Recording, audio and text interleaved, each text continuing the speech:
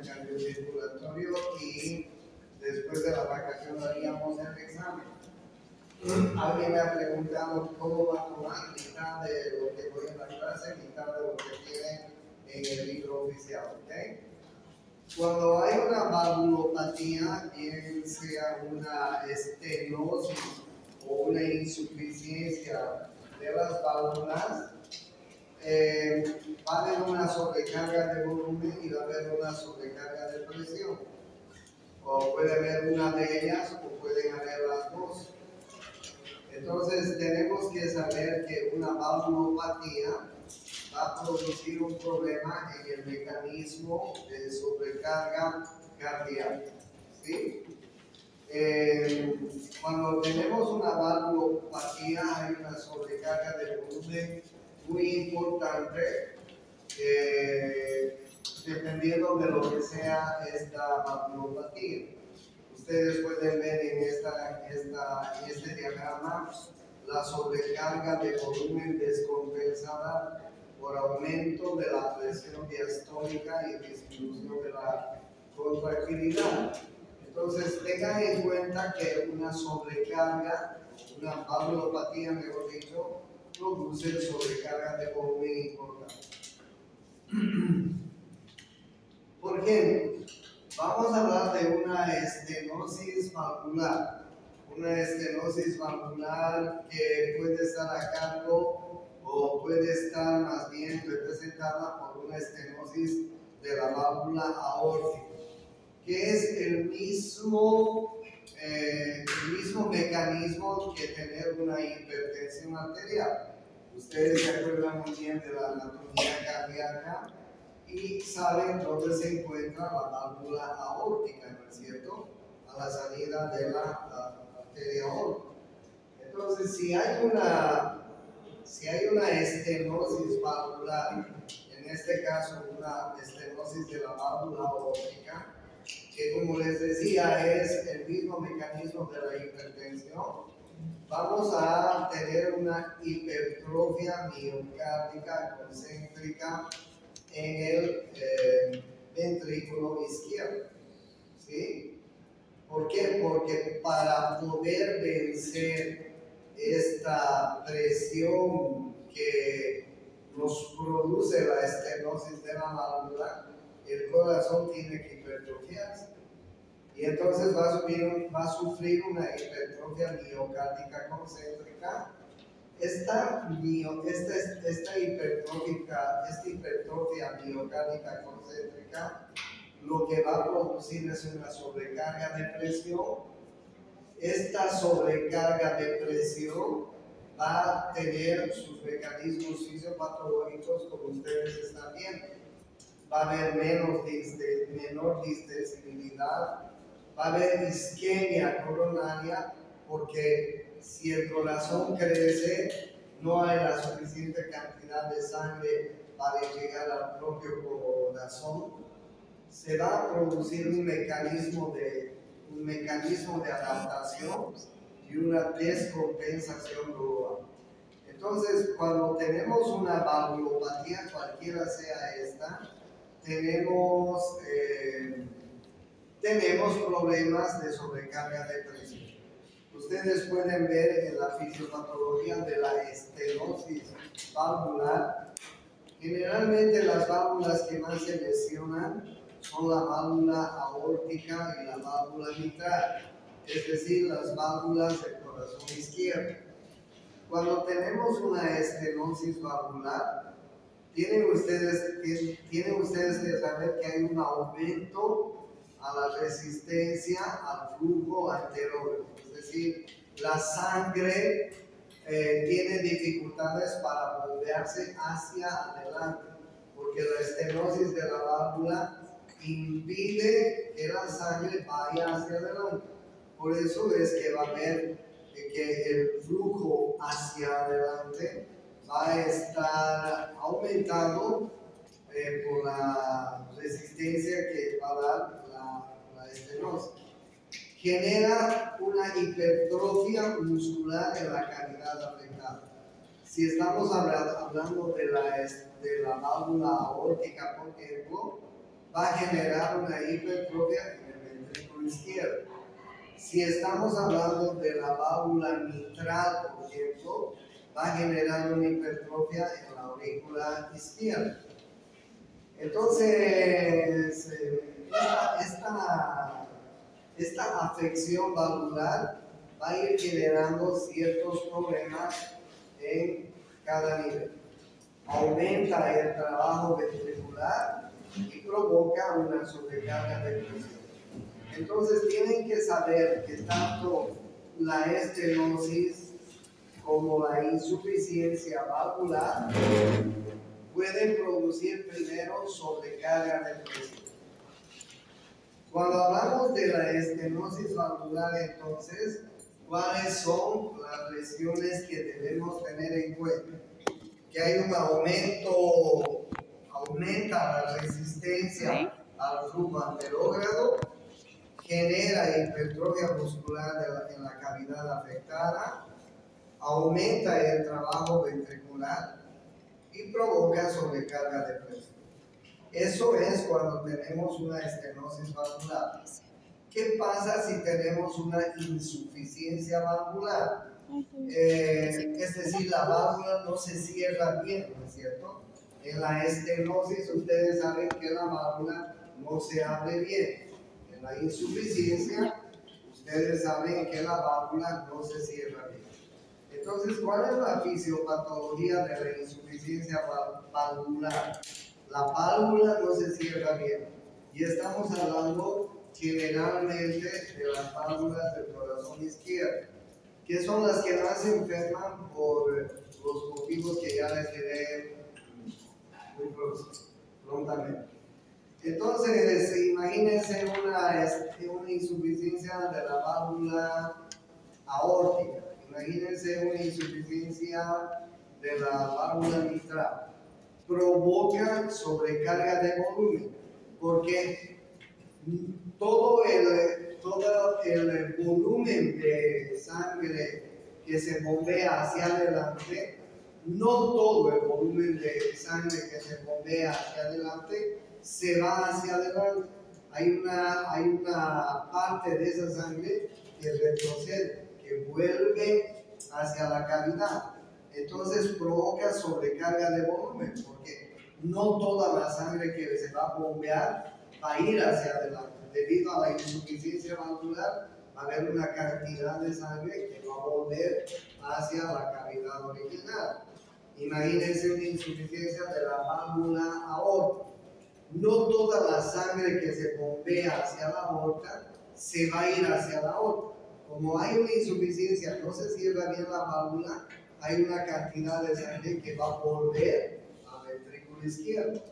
Entonces, eso va a provocar sobrecarga de volumen.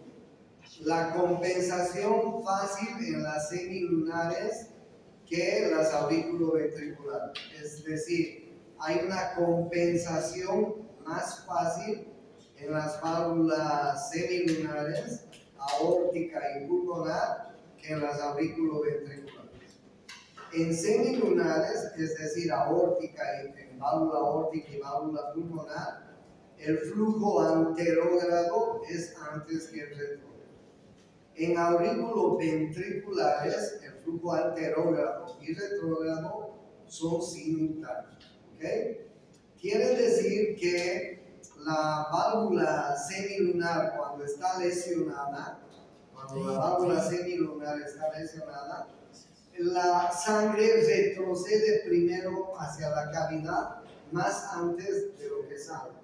En cambio, cuando las válvulas auriculoventriculares están lesionadas, el flujo anterógrado y retrógrado son simultáneos. Vamos a ir viendo cuáles son las causas de enfermedad valvular. En nuestro medio, la causa de enfermedad valvular más frecuente es la fiebre reumática. Ustedes saben que muchos niños en nuestro medio, cuando están enfermos de una faringoamigdalitis, tienen un mal tratamiento. Los niños no van con la debida frecuencia o no los llevan con la debida frecuencia y con la debida atención al médico. Sus mamás tratan de curarles esa faringoamigdalitis con cualquier medicamento que se consigue en la farmacia. El otro día mismo estaba escuchándole en una farmacia que yo estaba comprando algún medicamento. Se acercó una señora a la farmacéutica y le dijo: hijito está con fiebre y con dolor de garganta, ¿qué le doy?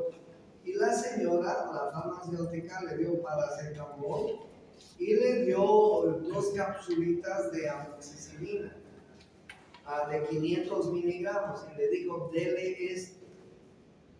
Y le indicó que tome, creo que era un niño ya grandecito, y le dijo que tome cada 12 horas. Bueno, y le vendió 2 capsulitas de amoxicilina y le dio paracetamol.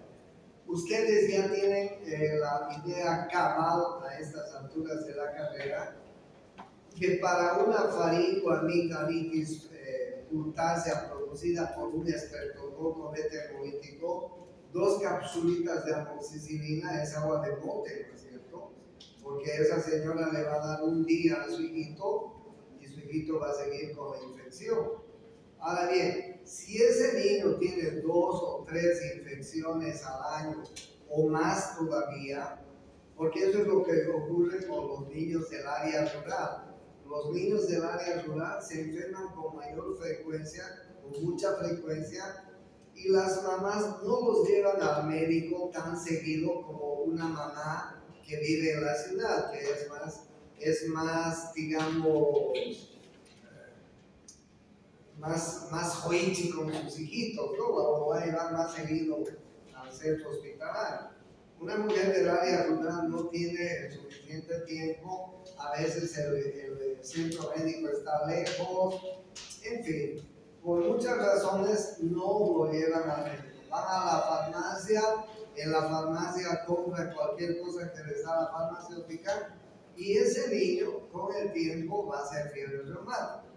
Porque como ustedes saben, la fiebre reumática es causada por una toxina que produce el estreptococo beta hemolítico. Esa toxina que produce el estreptococo beta hemolítico se deposita en las válvulas cardíacas y van lesionando las válvulas cardíacas, ¿no? Las van soldando.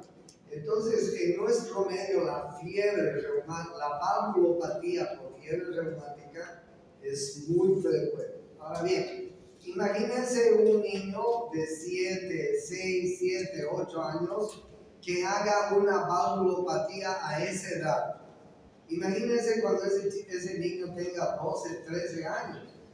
Va a ser un niño que va a estar enfermo del corazón, no va a poder hacer la actividad física normal que hacen todos los niños de la edad. Entonces, a los 12, 13 años, ese niño va a ser un cardiópata, va a necesitar probablemente va a necesitar que le hagan una cirugía de válvulas y va a necesitar que le implanten nuevas válvulas. Entonces, imagínense el grave problema que existe en nuestro medio por los niños que llegan a ser fiebre reumática. Por eso es que cuando ustedes tengan un paciente con faringoamigdalitis, no tengan la menor duda en tratarlo con una penicilina o derivado de la penicilina. La penicilina sigue siendo adecuada para el estreptococo beta hemolítico. Pero como ustedes ven, hay otras causas de enfermedad valvular. Las cardiopatías congénitas son también muy frecuentes. Enfermedades de transmisión sexual como la sífilis, que es menos frecuente cada vez, porque si alguien se contagia de sífilis, pues rápidamente puede ser curado, ¿no? No que antes las personas se contagiaban de sífilis y esperaban que la sífilis vaya progresando a sífilis primaria, secundaria, terciaria, etc. Porque no se curaban nunca. Las mujeres que tenían sífilis tenían hijos con sífilis congénita y los niños nacían con problemas valvulares. Puede ser que en esta época haya prostitución de mujeres y que estas mujeres tengan sífilis sin conocer que tienen sífilis, sí puede ser. Puede ser que tengan otras enfermedades de transmisión sexual, sí puede ser, porque ya saben que la prostitución ha crecido mucho en nuestro país. Entonces vean ustedes que hay enfermedades que son muy comunes en nuestro medio, muy común en nuestro medio, como estas que yo les menciono. Las endocarditis bacterianas también son causantes de sífilis y otras miocardiopatías. Dentro de las miocardiopatías o valvulopatías, si quiere, la más frecuente es la estenosis mitral. La estenosis mitral es una válvula que no se abre bien, ¿no es cierto? Ustedes saben que la válvula mitral es una válvula que tiene dos valvas y estas valvas han sido afectadas por alguna de las enfermedades que yo les he mostrado.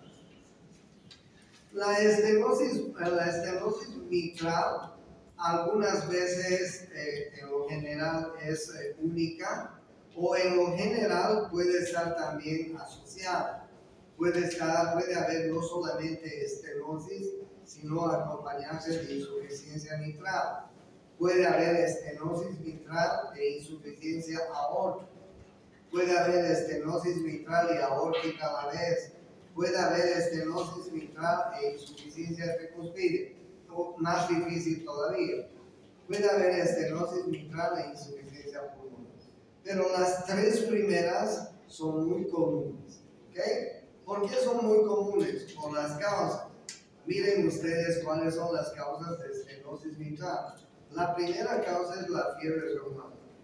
La fiebre reumática. Ustedes, si alguna vez tienen la posibilidad de hacer alguna rotación en el hospital del niño o en la maternidad, van a ver que hay muchos niños que tienen fiebre reumática por el problema que yo les decía hace un poquito. Pero además de fiebre reumática, hay otras enfermedades que producen estenosis mitral. Ahí están viendo endocarditis bacterianas, ahí están viendo cardiopatías congénitas y otras más que pueden producir estenosis mitral. ¿Okay? Es decir, la válvula no se abre adecuadamente para permitir que la sangre vaya de la aurícula al ventrículo izquierdo. ¿Es así? Y miren ustedes los grados de lesión. Pueden ser leves, moderadas y graves, según área del orificio mitral. Leve es cuando la lesión está menos de 5 y mayor a 1.5 centímetros cuadrados. Moderada y grave. Miren ustedes una estenosis grave. Quiere decir que la válvula pues está abriendo casi nada, ¿no? Apenas. Entonces, el paso de la aurícula hacia el ventrículo va a estar muy limitado. Una estenosis mitral, según el grado que tenga, va a producir aumento de la presión. Ustedes vean la presión de la aurícula izquierda normalmente. Y ustedes vean cuando hay estenosis mitral, cómo la presión de la aurícula izquierda puede ir aumentando, ¿no es cierto? Dependiendo del grado que la válvula esté estenosando.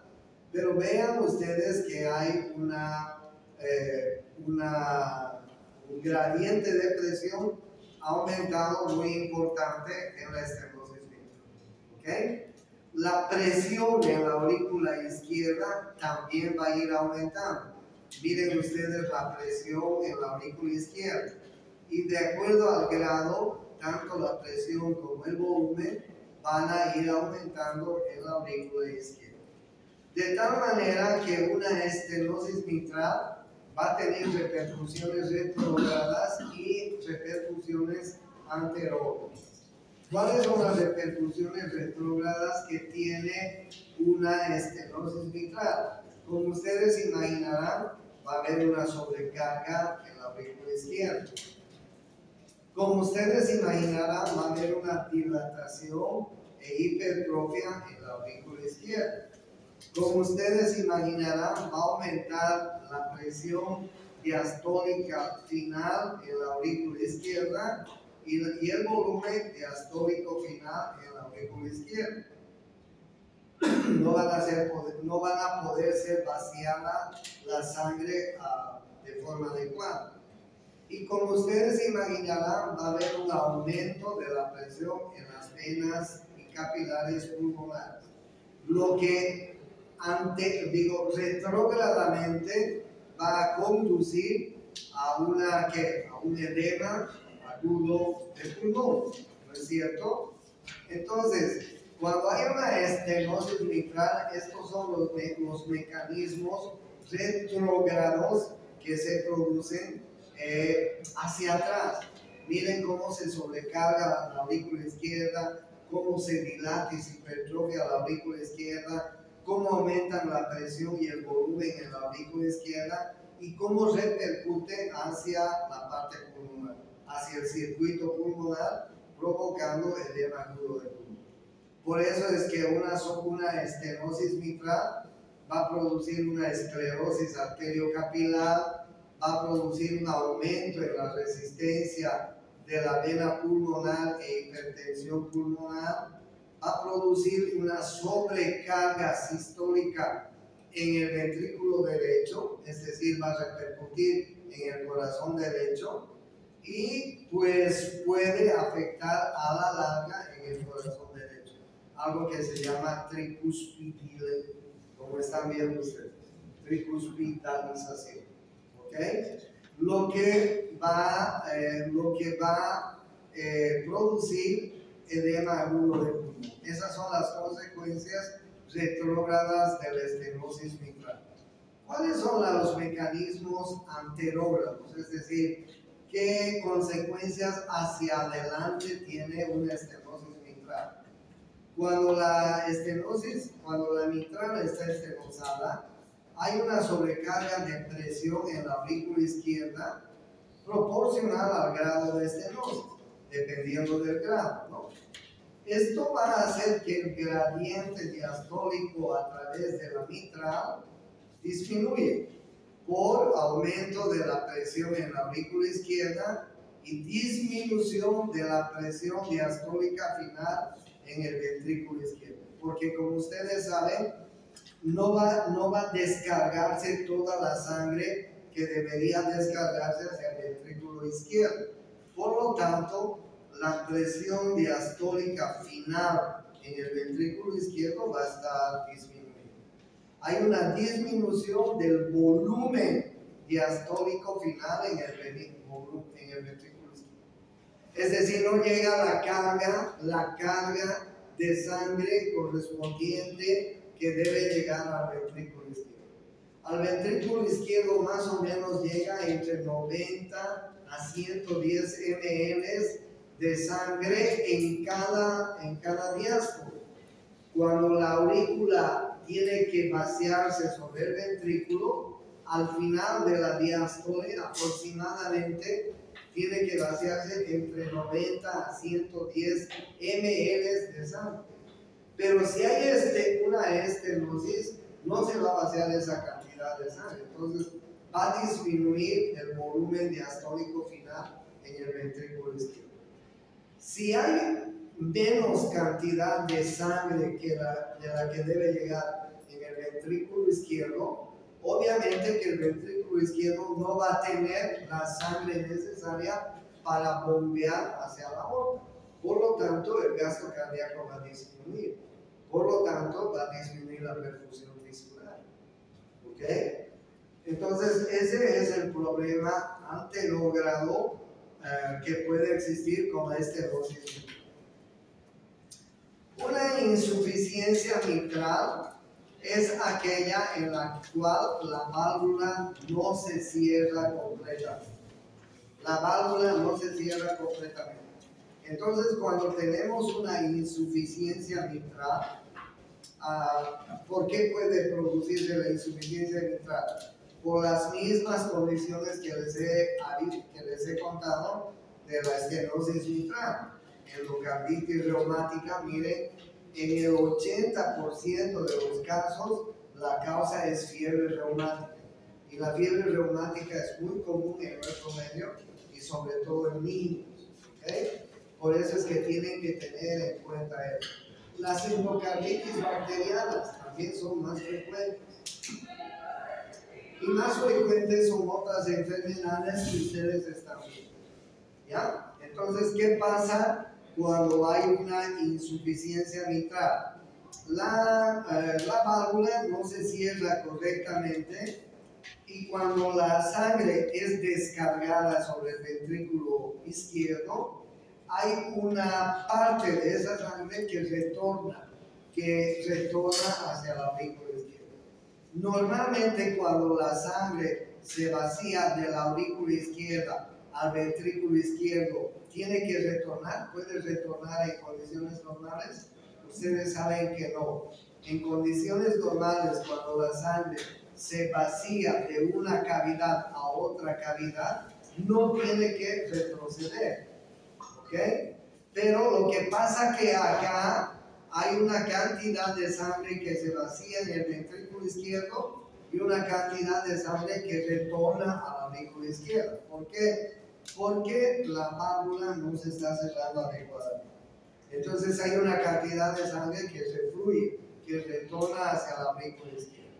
Por lo tanto, el volumen en la aurícula izquierda va a ir aumentando paulatinamente. Entonces, ¿cuáles son en la fisiopatología, cuáles son los mecanismos retrógrados que pueden producir una insuficiencia mitral? Hay una regurgitación a la aurícula izquierda, lo que no debería haber normalmente. Esta regurgitación de sangre hacia la aurícula izquierda va a hacer que aumente la presión en la aurícula izquierda. Este aumento de presión va a hacer que aumente la presión venosa pulmonar, o sea, hacia atrás. Esto va a hacer que se produzca congestión pulmonar. Esto va a hacer que se produzca hipertensión capilar y arterial pulmonar. Esto va a repercutir sobre el ventrículo derecho. Esta es la causa para que se pueda producir un edema del pulmón, ¿no es cierto? Entonces, tanto la estenosis como la insuficiencia mitral hacia atrás siempre va a repercutir sobre el lecho pulmonar. Y con el tiempo va a repercutir sobre el corazón derecho. ¿Y cuáles son los efectos anterógrados de la insuficiencia mitral? Miren ustedes. Disminuye el volumen sistólico en el ventrículo izquierdo, porque no toda la sangre se descarga en el ventrículo izquierdo. Hay una cantidad de sangre que retorna, que está volviendo hacia la aurícula izquierda. Disminuye la tensión de la pared del ventrículo izquierdo. Aumenta la actividad contráctil del ventrículo izquierdo. Aumenta el vaciamiento sistólico en el ventrículo izquierdo. Y inicialmente hay una compensación inicial. Sí, inicialmente se produce una compensación inicial.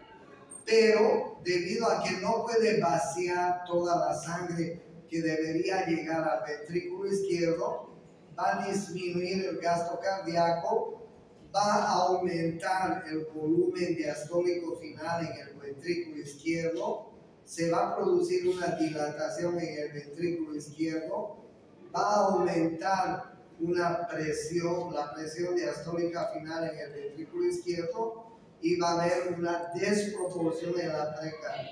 Es decir, la cantidad de sangre que debe llegar al ventrículo izquierdo al final de la diástole no va a ser la misma, va a estar disminuida, por eso es que hay una desproporción. Y como la cantidad de sangre que llega al ventrículo izquierdo no es la cantidad adecuada de sangre, pues por lo tanto el ventrículo izquierdo no tiene la cantidad necesaria de sangre para bombear hacia la aorta y hacia el resto de los órganos. Por eso es que el gasto cardíaco está disminuido en una insuficiencia mitral. ¿Qué es lo que pasa en una insuficiencia aórtica? Que es la otra válvula que se enferma, además del problema de la mitral. La válvula aórtica puede estar con insuficiencia o puede tener una estenosis. ¿Qué pasa si la válvula aórtica está insuficiente? Es decir, como ustedes ven, tiene el cierre incompleto. Cada vez que el ventrículo izquierdo bombee la sangre hacia la aorta, va a haber una cantidad de sangre que va a volver hacia el ventrículo izquierdo. En cada sístole que el ventrículo izquierdo bombee hacia la aorta, va a haber una cantidad de sangre que refluya hacia el ventrículo izquierdo. Imagínense cuántas sístoles tenemos en un minuto. Aproximadamente 70 sístoles en un minuto. Entonces, en cada sístole va a haber una cantidad de sangre que vaya hacia la aorta y hacia el sistema circulatorio, pero va a haber una cantidad de sangre que refluye. Va a haber una cantidad de sangre que bombee hacia la aorta y hacia el sistema, pero va a haber una cantidad de sangre que refluye. Y así, con el tiempo, va este reflujo de sangre cada vez va a ser mayor. ¿Entienden? Entonces, en la insuficiencia aórtica, las posibilidades que puede haber con esta insuficiencia es que puede estar asociada a una valvulopatía mitral. Es lo más común cuando se sospecha de una fiebre reumática. Puede estar asociada a la insuficiencia aórtica a una estenosis aórtica y tratarse de una lesión mixta. ¿Okay? Puede estar aislada en niños o jóvenes de etiología congénita y puede presentarse aislada en mayores de 40 años, en los cuales habrá que investigar prolapso, alguna colagenopatía, una sífilis terciaria, que es menos común. Pero lo más común es lo que les muestro a un comienzo, ¿no? Asociada a fiebre reumática. Bien, entonces, en la insuficiencia aórtica ustedes ven, la fiebre reumática lleva la primera causa.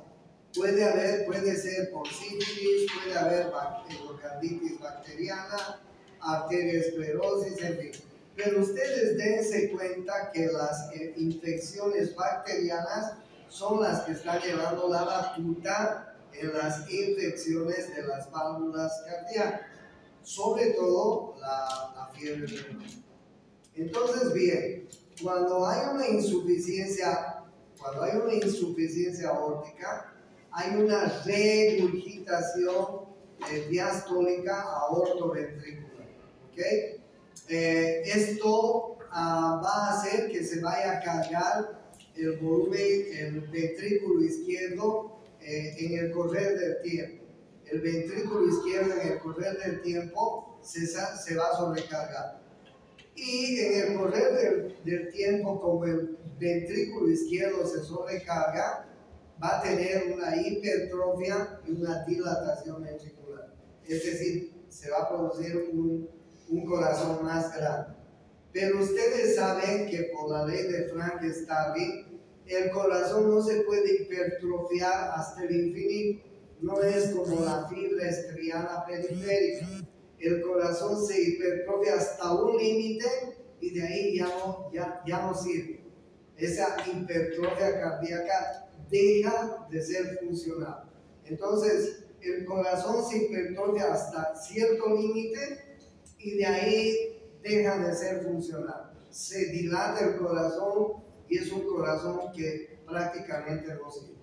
Entonces, en un inicio, cuando el corazón se hipertrofia, va a aumentar el gasto sistólico total. ¿Sí? ¿Por qué? Porque se ha hipertrofiado para compensar la regurgitación que se produce desde la aorta hacia el ventrículo izquierdo. Lo que va a hacer que con el tiempo ese ventrículo izquierdo vaya aumentando de tamaño se vaya hipertrofiando, se vaya haciendo más grande, se produzca un corazón muy grande, hasta que va a llegar un momento en que se va a dilatar y va a entrar en insuficiencia cardíaca. Ese corazón no nos va a servir de mucho, ¿ok? Porque ya les he dicho, por la ley del Frank-Starling, la fibra cardíaca se puede hipertrofiar, pero hasta cierto límite. Pasado ese límite, se distiende, se produce una insuficiencia cardíaca y ese corazón deja de servir. Entonces, esto es lo que pasa cuando se produce una hipertrofia de la fibra miocardial. ¿Ya? Llega un momento en que deja de hipertrofiarse más, se dilata y se produce una insuficiencia cardíaca que hace que el corazón no responda bien. En la insuficiencia aórtica hay una disminución de la presión diastólica, hay un aumento de la presión sistólica, hay un mantenimiento de la presión arterial media a nivel normal, tratando de compensar inicialmente el volumen que regurgita hacia el ventrículo izquierdo. Inicialmente se trata de compensar ese volumen que regurgita hacia el ventrículo izquierdo. Pero después de que se produce esta compensación, se produce una descompensación. Y cuando se produce una descompensación, cuando ese corazón ya no puede más hipertrofiarse, ya se ha dilatado, miren lo que pasa, ¿no? Hay una regurgitación diastólica desde la aorta hacia el ventrículo izquierdo. Aumenta la presión diastólica final en el ventrículo izquierdo y aumenta la presión diastólica en la aorta. Disminuye el gradiente diastólico y aumenta el volumen regurgitado.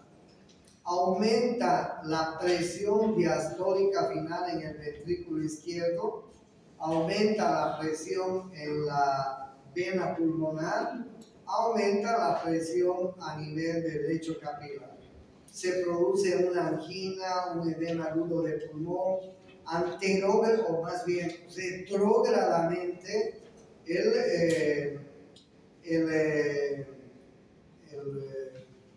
el problema que puede haber es que va a afectar indudablemente retrógradamente en el lecho pulmonar.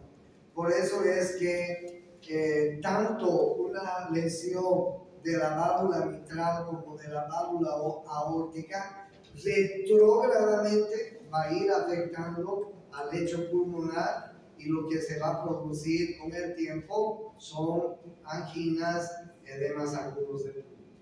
Eso es lo que pasa en la insuficiencia aórtica. ¿Qué pasa en la estenosis aórtica? La estenosis aórtica es una válvula aórtica que no se abre adecuadamente. Entonces miren ustedes lo que hace el ventrículo izquierdo. Cada vez que el ventrículo izquierdo tiene que bombear la sangre hacia la aurícula, va a necesitar más fuerza, aumentar la presión, sobre todo aumentar el volumen. Entonces, si el ventrículo izquierdo tiene que vencer esta estenosis, lo que va a hacer con el tiempo es hipertrofiarse, ¿sí? Como compensación. Ustedes se dan cuenta, si hay una estenosis aórtica, el ventrículo izquierdo tiene que hipertrofiarse para poder vencer esta estenosis. Y eso es lo que va a pasar en una estenosis aórtica. ¿Ok? ¿Cuáles son los tipos de estenosis aórtica? La estenosis puede ser subvalvular, puede ser supravalvular y puede ser valvular mismo. Ya saben ustedes, puede ser congénita o puede ser adquirida, y dentro de las enfermedades que producen una estenosis de la válvula aórtica sigue siendo la fiebre reumática la más importante. La estenosis aórtica puede tener grados como ustedes están viendo. leve, moderado y grave, dependiendo del área valvular que esté estenosado. Obviamente ustedes se dan cuenta que una estenosis aórtica grave va a ser una estenosis que solo permita el pasaje de una cantidad muy pequeña de sangre hacia la aorta, ¿no? Por esa razón, cada vez que el ventrículo izquierdo tiene que vencer esta estenosis, tiene que irse hipertrofiando más y más cada vez. ¿Cuál es la fisiopatología de la estenosis aórtica? ¿Qué es lo que debemos mencionar?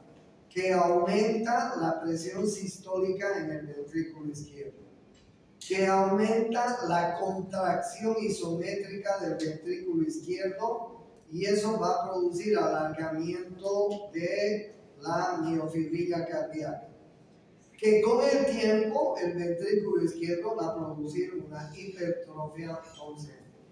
¿Ok?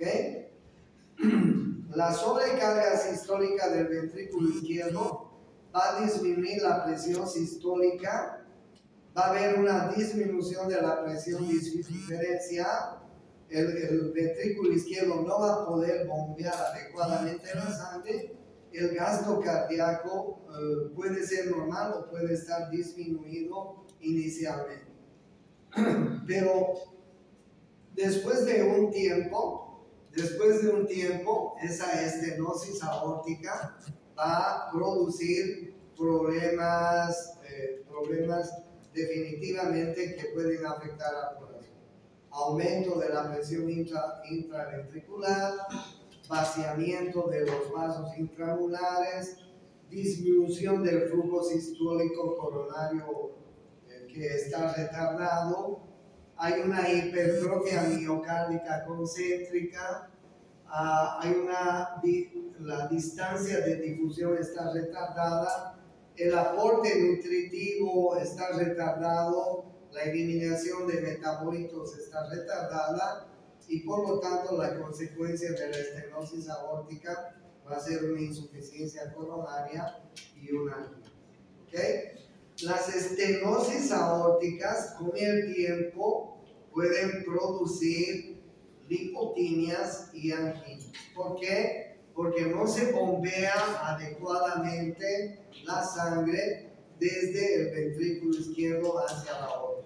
Entonces, cuando la estenosis aórtica es severa, el gasto cardíaco está bastante disminuido. Esto va a producir una hipoxia cerebral, esto va a producir una insuficiencia coronaria, esta hipoxia cerebral puede producir lipotimias, esta insuficiencia coronaria puede producir anginas del corazón. ¿Okay? Hoy día les he hablado sobre todo de las estenosis e insuficiencias cardíacas del lado izquierdo, que son las más frecuentes, ¿okay? Que son las más frecuentes y que solamente vamos a ver las del lado derecho, tanto la mitral como la pulmonar, son las últimas en enfermarse, pero más o menos tienen la misma fisiopatología del lado izquierdo. Tienen dificultades anterógradas y tienen dificultades retrógradas. Tienen deficiencias anterógradas y tienen deficiencias retrógradas. Pero vean ustedes que en las valvulopatías es muy importante que nosotros, los médicos, tengamos en cuenta que una de las causas más importantes es la causa infecciosa. Así que cuando tengan pacientes pequeños con problemas de faringoamigdalitis, otitis, estas dermatitis impetiginizantes que son muy frecuentes en el campo, en el área rural ustedes van a ver muchos niños que vienen con sus carachitas, ¿no? Porque ustedes saben que los niños en el área rural no tienen la debida higiene. Entonces un niño está jugando descalzo, está jugando con tierra, está jugando con todo en el campo, en el área rural, tiene alguna heridita en la piel y comienzan a rascarse, vienen con sus dermatitis sintetinizadas, vienen con sus otitis, vienen con sus faringoamigdalitis, y todas estas lesiones son producidas generalmente por estreptococos, ¿ok? Y esos estreptococos son los responsables de producir valvulopatías, fiebre reumática y valvulopatías en los niños. Por eso es que cuando tengan un niño con alguna infección de cualquier área, denle tratamiento adecuado con antibióticos para que no tenga ningún problema de esto. ¿Ok? El día jueves nos vemos para terminar el último tema y luego, después de las vacaciones, ¿Sí? ¿Es de Dios? ¿Sí? ¿Es de Dios?